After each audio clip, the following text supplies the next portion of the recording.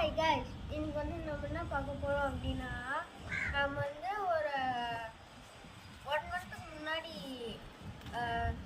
நம்மளோட RC car return ஆயிடுச்சுன்னு சொல்லியிருந்தோம். இப்போ அது திருப்பி நம்மளுக்கு அனுப்பிச்சிட்டாங்க. 3 நாளாக ஆகியும் வரல. ரொம்ப நாளாக நான் போகணும்னு நினச்சேன். டைம் கிடைக்கல. இப்போ தான் கழிச்சு இது பாருங்க.